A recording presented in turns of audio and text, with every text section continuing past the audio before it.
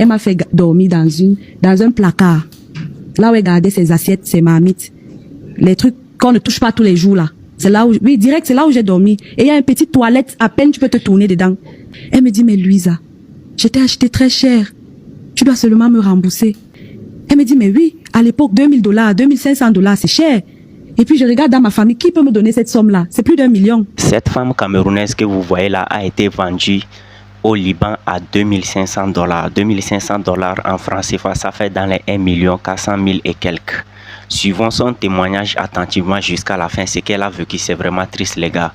Suivons attentivement son témoignage jusqu'à la fin et après on va s'attraper pour parler. Cette vidéo, c'est la partie 1 de cette vidéo. Donc s'il vous plaît, regardez. La vidéo est longue, donc on va faire partie 1 et puis partie 2. Donc lorsque vous regardez cette vidéo, je mettrai le lien de la partie 2 dans les commentaires ou bien dans le titre de la vidéo ou bien dans la description de la vidéo. Vous cliquez en même temps, ça vous amène dans la partie 2. Vous regardez la suite. Regardons ensemble et après on va s'attraper pour parler. Vous allez sauver beaucoup de personnes en partageant cette vidéo. Envoyez cette vidéo à votre petite soeur, votre grande soeur, votre frère, votre tout. Envoyez cette vidéo à vos membres de la famille, pour ceux qui, surtout ceux qui veulent voyager. Envoyez-les cette vidéo. Et cette vidéo aussi servira de leçon à tout le monde. Vous qui signez les contrats n'importe comment là, sans même prendre le temps de lire le contrat, lire la totalité du contrat là. C'est vraiment important que vous regardez cette vidéo attentivement parce qu'un jour vous allez vous faire voler votre argent, vous faire voler un de vos biens. C'est-à-dire vous allez vous faire voler quelque chose de très important ou bien vous allez vous faire vendre sans même le savoir avec votre propre accord. C'est-à-dire vous-même vous allez signer le contrat de vous vendre, vous comprenez? Bon bref, regardons attentivement la vidéo jusqu'à la fin et après on va s'attraper pour parler. Bon, on paye en dollars, moi ça m'a motivé. Il me dit que tu vas aller faire le ménage là-bas. J'ai dit ok. Je ne voyais pas le ménage, moi je voyais les opportunités après le ménage. Donc je savais que après le ménage, je sors, je regarde un peu partout parce que moi je suis une femme très battante, très dynamique. Donc moi c'est après le ménage que je regardais, je ne regardais pas le ménage. J'ai dit ok. Je pars, je demande alors à mon entourage, est-ce que tu connais le Liban? On me dit non. Est-ce que tu connais le Liban? On me dit non. J'ai dit le genre de pays ici où personne ne connaît là. Mais comme je suis courageuse, je m'entête. Malheureusement, je n'ai pas dit la vérité à ma famille. J'ai dit que j'allais au Canada. Ma mère, elle était toute contente. J'ai dit ok. Mon grand frère par contre était très sceptique parce que lui, il était informé. Il a dit là-bas, c'est pas un bon pays. Pas pour toi, la jeune fille. Comme j'avais le soutien de ma mère, tout ce qu'il disait là ne comptait pas. C'est comme ça que je fais mes bagages et je suis en route. Arrivé à Douala, parce que c'est à Douala que je devais prendre le vol, ma mère m'a demandé une autre fois, parce que j'étais déjà au pied du mur, il fallait que je lui dise là où j'allais. Je lui ai dit que j'allais au Liban et elle m'a demandé, tu es sûre? Parce que son ami chez qui on a dormi lui a dit, le Liban n'est pas conseillé, faut pas que ta fille aille là-bas, empêche ta fille. Ma mère m'a dit, si je t'empêche d'aller aujourd'hui, demain, tu ne réussis pas, tu diras que c'est de ma faute. Donc moi, je te laisse, mais je te donne ma bénédiction. Et à l'aéroport, elle m'a demandé, tu es sûre? J'ai dit oui, maman. Après, on s'est dit au revoir. Je suis entrée dans l'avion. Dans l'avion, je rencontre encore un monsieur qui me demande que ma fille, tu pars faire quoi au Liban? Il me donnait les conseils par rapport à la vie au Liban. Mais moi, je partais parce que je suis aussi une bonne aventurière. Je partais parce que je partais chercher la vie. Je partais chercher la solution. Je partais réaliser mes rêves. Oui. Donc, ce qu'ils m'ont dit, j'ai pris le numéro du monsieur au cas où. Il m'a dit, si jamais ça va mal, parce que je sais que ça ira mal, tu m'appelles, je suis à Dubaï. J'ai dit, d'accord, j'ai pris son numéro. Arrivé déjà l'accueil. Ma patronne est venue me récupérer à l'aéroport. J'ai voulu l'embrasser. Elle a été tellement froide. Et là, ça m'a remis en question. Qu'est-ce que je suis au bon endroit? Parce que moi, je suis personne de chaleureuse, accueillante. Et puis, dans notre pays, ici, voilà. Donc, j'ai pas compris pourquoi je vais venir vivre 3 ans chez toi et puis tu parviens pas même à m'embrasser. Donc, ça a commencé à me déranger. Arrivé chez elle, comme j'ai fait les rastas, j'ai pris mon temps pour être belle, pour voyager. Elle me dit, tu vas enlever les rastas là sur la tête. J'ai fait les rastas là, petit comme ça. Ouais. Et elle m'a dit, il faut enlever. Donc, de 21h que je suis arrivée, jusqu'à 3h, j'étais en train de détacher ma tête. Elle m'a fait dormir dans un placard. Là où elle gardait ses assiettes, ses marmites. Les trucs qu'on ne touche pas tous les jours là. C'est là où, oui, direct, c'est là où j'ai dormi. Et il y a une petite toilette, à peine tu peux te tourner dedans. Donc, je dormais là. Elle a mis un petit matelas là, je me pliais là pour dormir. Ok, là, je réalise que je suis plus à côté de maman, je peux pas me plaindre. Et elle m'a quand même donné l'occasion de parler à ma mère. Et je pouvais pas dire à ma mère que ça ne va plus. Parce que là, direct, j'ai senti que c'est une éternité que je vais passer là. C'est l'enfer. Oui, parce que j'étais sûre au début. Elle m'a demandé, tu es sûre? J'ai dit oui. Et donc, je voulais voir avant de dire que vraiment ça ne va plus. Je me réveille le matin. C'est elle qui me réveille, 6 heures, alors que j'ai dormi à 3 heures. Elle dit que tu dois déjà apprêter, monsieur. Bref, pour la première maison, je me sentais pas à l'aise. Et ça se voyait déjà ma façon de lui parler, de lui répondre, de la regarder. Je mangeais en dernière position. Donc, ils finissent de manger avant que je mange. Et je faisais tout dans la maison. Je dormais après eux. Bref, c'était pas comme ça que j'avais imaginé le ménage. Et je lui ai dit que moi, je veux rentrer dans mon pays. Je veux continuer l'école. Parce que là, ça ne va pas. Elle me dit, mais Louisa, je t'ai acheté très cher. Tu dois seulement me rembourser. Comment ça acheter très cher? C'est ça la question. Comment ça m'acheter très cher? Elle me dit, mais oui, à l'époque, $2 000, $2 500, c'est cher. Et puis je regarde dans ma famille, qui peut me donner cette somme-là? C'est plus d'1 million. Non, attends. Comment ça a été acheté? C'est ça que je suis en train de demander moi-même. Je me suis posé la question que comment est-ce que tu m'as acheté? Elle me dit, mais je t'ai acheté très cher, Louisa. C'est là où je vois maintenant que le monsieur de Yaoundé m'a vendu. C'était d'abord le monsieur de Yaoundé, c'était un Camerounais? Un Camerounais Bassar, un papa Bassar, il m'a vendu sans me dire. Il m'a fait signer les contrats ici. Oui, j'ai même posé les questions par rapport à mon contrat. Il m'a répondu, tout était OK. Et puis je pars là-bas, elle me dit, je lui dis que je vais déjà rentrer. Elle me sort mon contrat. Elle me dit, ça, c'est toi qui as signé? J'ai dit oui. Elle me dit, mais je t'ai acheté très cher. Tu peux pas partir. Très gentil, très calmement. Attends. J'aimerais qu'on revienne. Donc, tu fais la connaissance du monsieur. Oui. Là, ça acquis qu'il t'aime. Oui. Il passe par le fait qu'il t'aime, il veut t'écouter, tout ça. Oui. Et toi, tu dis, si le bon pour lui, tu m'aimes, qu'il te trouve du travail. Oui. Du coup, il te trouve du travail ou pas? Oui. Ok. Mais le monsieur, ça faisait combien de temps que tu vois? Ça faisait, on causait sur Facebook. À la base. Je l'ai rencontré sur Facebook. Et puis, il vient sur Yaoundé. Et il dit qu'il veut me voir. Je dis, OK, moi, j'avais rien à faire à la maison. J'ai dit, allons-y. Je pars, je vois le monsieur, je vois qu'il est même plus vieux que ce que j'ai vu sur la photo, sur Facebook. Donc là, je suis plus avec lui. Mais poliment, comme il me dit qu'il m'aime, et j'avais compris que ce sont les flatteries, j'ai dit que non, moi, c'est le travail qui va me convaincre que tu m'aimes. Maintenant que c'est le travail à distance, je lui ai dit que papa, ton amour là, ça attend quand je rentre au Cameroun. Parce que là, je suis plus trop convaincue. Parce que je parle, je sais pas si tu vas rester, comment. Bref, j'ai fait un petit discours de femme, de chantage là, pour passer. Et il m'a dit que quand tu pars alors, tes 2 mois de salaire, tu m'envoies. Comme tu as refusé de m'épouser là. J'ai dit, OK, pas de problème. Ouais, on va parler sans complaisance, sans complaisance. Donc, tu n'es pas prête à te mettre avec toi. Oui.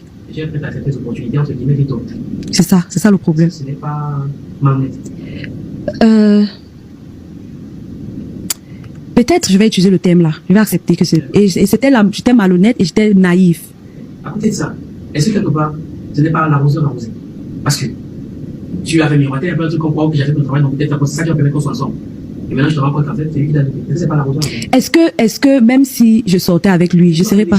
Non, je comprends très bien. Quand vous me posez la question, est-ce que c'est pas l'arroseur arrosé? Même si j'acceptais de sortir avec lui finalement parce qu'il m'a donné le travail, j'avais le visa, tout.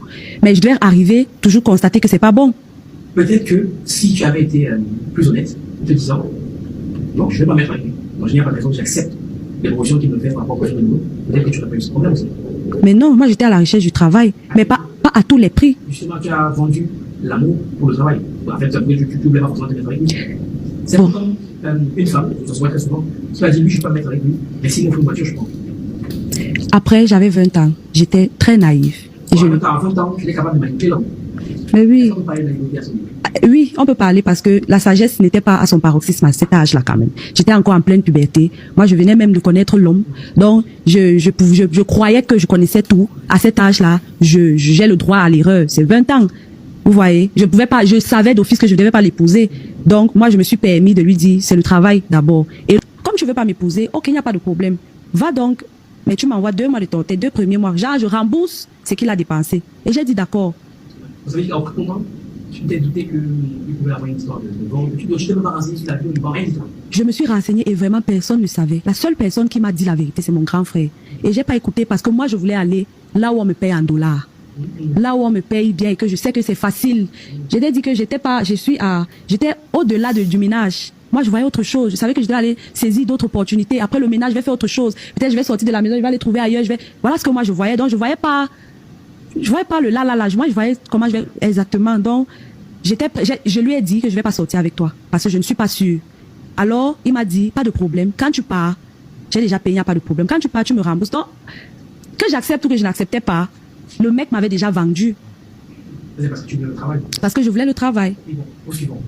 Ok, on t'explique quand t'as vendu. Qui est la suite? Ok. Elle me demande, elle me dit, je t'ai acheté très cher et tu vas me rembourser. Moi, je n'ai pas. Elle me dit, ok, pas de problème. Elle était très gentille quand même. Elle me dit, pas de problème. Tu vas rentrer au bureau. Le bureau là, c'est comme la cellule. Il y a le bureau et puis là où nous on dort, c'est comme la cellule. Donc on allait au bureau, le patron, les Arabes, ils ont une façon agressive de parler. Si tu ne les connais pas, tu vas pas... Oui. Donc il m'a parlé, je l'ai regardé comme ça. En tant que bonne Camerounaise, je lui ai dit, mon frère, calme-toi. Pourquoi tu me grondes? Je suis dans une maison, je ne dors pas. On a dit que mon travail finissait à 20h. C'est à 23h que les invités arrivent. Il faut que je fasse le café. Je ne dors pas. Et 5h, je dois déjà être debout. Moi, je veux plus ça. C'est parce que c'est parce que j'ai signé. Il me dit, on t'a acheté très cher. Il m'a grondé. J'ai dit, ne me grondez pas. Je ne rentre plus dans la maison là. Il me dit, ok, taille, pas de problème. Va rester, il a dit, dans la salle. Il m'a dit, va rester dans la salle. On me prend, le chauffeur me prend, il m'amène dans la salle. Je vois d'autres Camerounaises là-bas. Les mamans de 40 ans. Les jeunes femmes de 35 ans. Bref, j'ai vu d'autres Camerounais, j'ai vu d'autres filles noires, les Éthiopiennes. La majorité même sont les Éthiopiennes. Et j'ai essayé de poser les questions, de savoir comment ça se passe. Et l'idée de fuir, tout de suite, m'est venue. Mais la maman de 43 ans là, une maman Amina, elle m'a beaucoup conseillé. Elle m'a dit, ma fille, tu peux pas fuir ici. Calme-toi. Quand on t'amène dans une autre maison, tu travailles tes 3 ans et tu rentres. Et au Liban, si vous avez signé un contrat de 2 ans ou de 3 ans, vous partez faire 6 mois dans une maison. Quand vous ressortez là, vous allez recommencer. Ah, dans un contrat à zéro. Vous reprenez le contrat à zéro. Donc vous pouvez facilement passer votre vie là-bas si vous n'êtes pas à l'aise, si vous ne suivez pas les règles. Si tu permets, avant qu'on aille plus loin, toutes ces femmes qui étaient là-bas, aucune ne savait ce qui les attendait. Aucune ne peut dire ce qui t'attend. Elles avaient aussi été vendues. Toutes, on était toutes les vendues. La phrase est un peu bizarre quand même. Mais oui, on était toutes vendues. Chacune savait laquelle valait 2500 ou 3000 $. Et le gouvernement était au courant de tout ça. Ah là, à cette époque, moi je ne sais pas. Et là, je me dis peut-être ce que tu enseignes par rapport à ça. C'est le gouvernement au courant. Le gouvernement est très au courant. Maintenant, quand je rentre en arrière, c'est au courant parce qu'ils sont au courant. Pourquoi? Parce que c'est un truc normal chez eux. Ah, okay, une petite fille de 20 ans peut être ta patronne, toi qui as 43 ans. Et puis pour elle, c'est normal qu'elle achète une fille. Oui, c'est très normal chez eux. Donc, on achète que les noirs, on va acheter le blanc. On achète les Philippines, les femmes de la Philippine. Bon, bref, on va acheter n'importe qui. Oui. Ok, d'accord. Et la chose, moi, je trouve que. Mais c'est le plus, exactement. C'est pas un truc encore aux Africains. Et donc, ces femmes-là, ils avaient été vendues. Donc, tu disais que la dame expliquait que vous ne pas. Je ne peux pas fuir, que je me calme. D'ailleurs, mon passeport n'était pas avec moi. On a récupéré direct à l'aéroport. Ah oui, c'est bien vendu. Voilà. Donc, je comprends. Mais l'idée de partir reste dans mon esprit. Je disais que c'est pas ça, c'est pas comme ça que je vais arriver. Puisque quand elle sort, elle t'enferme. Tu n'as pas moyen de sortir. Tu n'as pas moyen de faire autre chose. Tu es venu pour faire le ménage, ce n'est que ça que tu fais. Du coup, même lire, tu peux pas lire. Donc moi, ça m'emprisonnait, je me sentais en prison, je pouvais pas continuer comme ça. Donc l'idée de fuir n'est pas quittée de ma tête. Ce que je faisais, c'est que quand on ouvrait la cellule, Ah, ça s'appelle une cellule. c'est la cellule. On est couché, on attend qu'une autre famille t'achète ou te prenne, te choisisse. Ah oui. Oui. Ah, vous en mangez quand même. Non, non, tu n'as pas travaillé, tu n'as pas droit à la nourriture. Mais si tu restes dans la cellule pendant 2 semaines, Tu restes pendant 2 semaines, tu fais tout pour qu'on te prenne. et comment tu crées la démarche à suivre? Il n'y a pas de démarche. Tu supplies, quand le gardien vient ouvrir, tu supplies que pardon, parle au boss qu'on me trouve la maison, je veux sortir. Wow. C'est tout, c'est comme ça. Il n'y a pas de démarche. Ils savent ce qu'ils font. Et il arrive qu'il y ait des gens qui passent 2 semaines là, Oui, les mois. sans manger. Mais oui, si tu n'as pas... Pardon? Et ils n'ont pas. Quand tu meurs, on t'oublie. Quand tu meurs, on t'oublie. On te rapatrie quand tu es malade. Tu ne sais pas quand tu es malade. Donc on te laisse là sans manger. On te laisse là. Oui, c'est comme une façon de dire, si tu veux manger, travaille. Bon, ok, d'accord. Là, quand j'ai arrivé la première fois en cellule, j'ai vu une Camerounaise. Elle était malade. On lui a demandé on l'a laissée en cellule le temps qu'on fasse ses papiers pour qu'elle parte. Ok, donc tu te retrouves en cellule, tu savais combien de temps tu fais. Moi, j'ai fait 1 semaine. Une semaine sans manger. Oui, 1 semaine. Mais il y avait une maman arabe là qui nous aimait beaucoup. Elle faisait souvent en cachette. Elle vient, elle ouvre. On part avec elle au marché. Et moi, je profitais alors pour observer, pour maîtriser la ville, pour savoir comment est-ce que je passe, comment est-ce que je fais. Donc, je voulais même rester le plus longtemps possible en cellule. Pour qu'un jour, étant au marché, je disparais. Ça, c'était mes plans. Et la maman, là, était très gentille. Et elle nous disait toujours que ne me mettez pas dans les problèmes, s'il vous plaît. Quand je sors avec vous, rentrez avec moi. Et je crois que j'ai écouté son conseil. Je suis restée. Après, on est venu me prendre. Je suis allée dans une autre maison. Dans la maison, là, c'était le genre de maison que je voulais, dans laquelle je voulais travailler. C'était le luxe, c'était vraiment la grandeur. C'était la maison des grands du pays. Et je me retrouvais là, c'était mon monde là. Il y avait les gars du corps, il y avait d'autres filles qui travaillaient avec moi. Et c'était la vie des stars en fait, dont j'aimais. Et c'est là où j'ai compris que mon pays a beaucoup de richesses. Parce que Samuel Eto'o, son nom seulement, et Roger Mila, leur nom m'a sauvé. Comment ça? Quand j'arrive dans la maison, je vois un grand salon. Je commence d'abord à me poser la question que je vais faire comment pour nettoyer la maison, c'est toute seule. Après, j'entends la cloche sonner. C'est comme ça qu'elle appelait ses serveuses. On était 24. Ah oui, quand même, non, c'était une grande maison. Non, c'était une grande maison. Oui, c'était pas rien. Et moi, je marche doucement, kounya, pour aller répondre. Je vois tout le monde est en train de courir. Les Éthiopiens, là, elles sont trop bénies, oui, oui. Puis je marche, j'arrive, elle me présente et elle dit que elles vont me montrer la pièce. Elles vont me montrer la maison, comment est-ce qu'on va travailler, ma chambre, tout ça. J'ai dit, ok, madame. Très belle femme. Avec le charisme. J'ai adoré. C'est dans cette maison que mon envie de réussir encore plus grandit. Et je me définissais à partir de cette maison. Et puis, 2 jours plus tard, son mari est arrivé. Il avait fait la chirurgie des yeux à l'époque. Et moi, par chance, ma mère est pharmacienne. Maintenant, elle est retraitée. Mais à l'époque, on avait les bases. Il fallait pas ne pas connaître avec la maman. Donc, on avait les petites bases là. Donc, quand il arrive, il appelle. Et c'est moi qui suis disponible. Je pars, je le vois. Il me dit, what is your name? I say, Louisa. Il dit, okay, which country? J'ai dit, Cameroon. Cameroon! You know Samuel Eto'o? I say, yes, he's my cousin in the village. Les points, oh, ça m'a donné les points jusqu'à. Il dit, okay, that is good. I said, Roger Mila is my neighbor in the village. He said, village, what village? I said, la campagne. Il dit, okay, that's good, bravo. Okay, so you're going to give me my drugs. What did you study in school? Je lui ai mes médicaments, oui. Et puis, il me donne l'occasion de dérouler mon CV.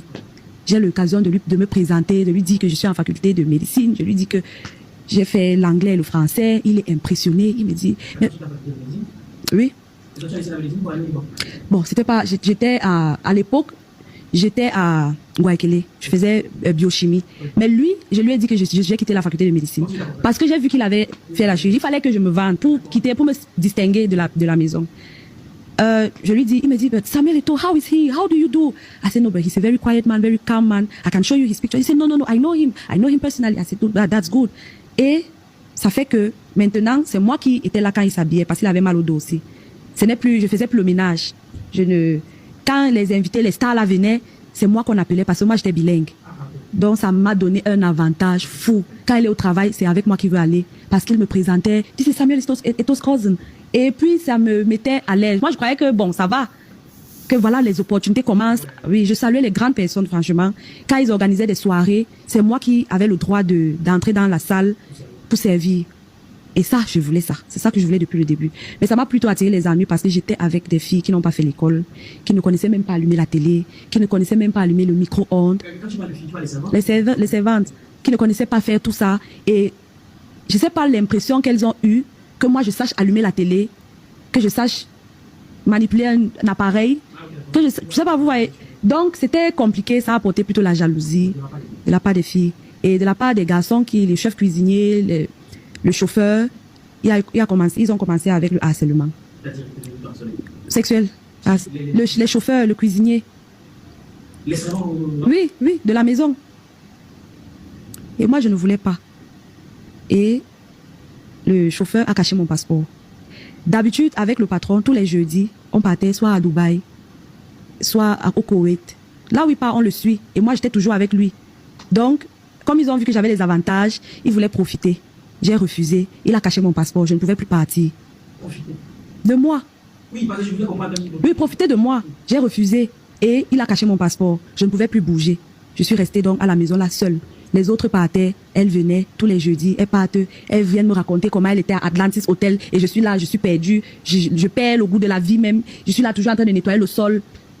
Et tu peux pas refaire ton passeport? non, tu peux pas, comment ça, tu vas aller dans quel bureau, qui va te recevoir? Tu le vois quand même. Tu ne le vois même pas. Vraiment, les moments où je le voyais, c'est quand il vient, c'est vite. C'est lui là qui a caché mon passeport. Donc, oui. J'étais obligée, il m'a dit, Louisa, comme tu ne peux pas, on ne trouve pas ton passeport, tu vas aller rester avec mon père. Je suis allée rester avec son père. Là-bas, il y avait aussi une Éthiopienne qui m'a aussi bien accueillie. Elle m'a montré comment elle travaillait là-bas. Et je gardais son père. Son père avait l'Alzheimer, le diabète, il était manchot. Donc, c'était pas facile. Il ne se rappelait même plus de rien. Et moi, avec ma bonne humeur, en tant que Camerounaise, je venais toujours danser pour lui, chanter pour lui. Et il y a des fois des petits épisodes de sa vie revenaient. Il parle, tu vois, parfois il parle comme un monsieur qui a été dans les bureaux. Un autre jour, il cherche sa femme et je faisais des petits exercices avec lui de massage pour qu'il n'ait pas des escarres. Et parfois, on allait se balader, oui, des trucs comme ça. Et quand son fils venait, il lui donnait l'argent. En tant que bonne Camerounaise aussi, il fallait que je trouve ma part dedans. Donc je lui disais que, Habibi, give me small massage. Oui. Là-bas, c'est normal d'appeler tout le monde chéri. C'est un terme normal. Donc j'appelais le papa, Habibi, give me small massage. Il dit, Yallah, je prends seulement, je mets dans ma poche. Donc je gardais l'argent jusqu'à, parce que son fils donnait. Et c'était pas facile dans la maison là, parce que les vieux là, ils ne se reposent pas. La femme là, sa femme pouvait se réveiller, verser l'eau sur lui. Juste pour que vous vous réveillez, vous travaillez, vous le nettoyez. Donc il n'y a pas de repos. Là-bas même c'était encore pire. J'étais épuisée. J'ai commencé à avoir mal au dos. Ma seule source maintenant c'était moi-même. Et j'avais une petite Bible que mon grand frère m'avait donnée. Quand je quittais le Cameroun, il m'a dit, voilà tout ce que je te donne. Et c'était ma ressource là-bas. Et donc, comme je ne pouvais que parler à moi-même parce que personne ne va te comprendre, tu ne sors pas, tu es toujours enfermé. Tu n'as pas le droit à regarder la télé, même les séries, tu n'as pas le droit. Tout ce qui était à faire, c'était le ménage ou t'occuper de ce papa-là. Et ça faisait déjà mal au dos. De le porter, de le nettoyer, les odeurs, tout ça, c'était pas facile. J'ai commencé à avoir très, très mal au dos. Et je ne savais pas, tu pars pas à l'église, il n'y a rien. Donc je me suis concentrée sur moi. Et c'est là où je découvre Dieu. Parce que là, je commence à lui parler. Quand j'ai 2 minutes là, je pars dans les toilettes. Je lui dis, Seigneur, ce que je vis là, pardonne-moi. Je suis venue, j'ai menti, j'ai peut-être été malhonnête. Pardonne-moi, pardon, je veux rentrer. C'était vraiment déjà nécessaire que je rentre parce que je ne dormais plus bien. Mais les choses ne faisaient que s'empirer. Et moi, mon médicament était toujours de parler. Parfois, je prenais l'huile d'olive, je parle sur l'huile d'olive, je bénis l'huile d'olive et je me oigne et ça me guérissait bizarrement. Donc, j'ai découvert, à cette période-là, je dis souvent, c'est mon ami fidèle. C'était à lui seul que je m'adressais. C'est-à-dire que il fallait que je me parle. En fait, c'était en moi-même que je me parle pour retrouver un peu de source. Et j'avais mon téléphone, parfois je causais avec mes anciens camarades ou à ma mère. Et les gars, n'oubliez pas, pour vous qui veulent avoir un compte TikTok monétisable en Afrique, oui, c'est-à-dire un compte TikTok avec lequel vous allez gagner de l'argent en faisant des vidéos, c'est possible. Contactez-moi sur mon numéro WhatsApp, c'est le +228 98 09 96 31.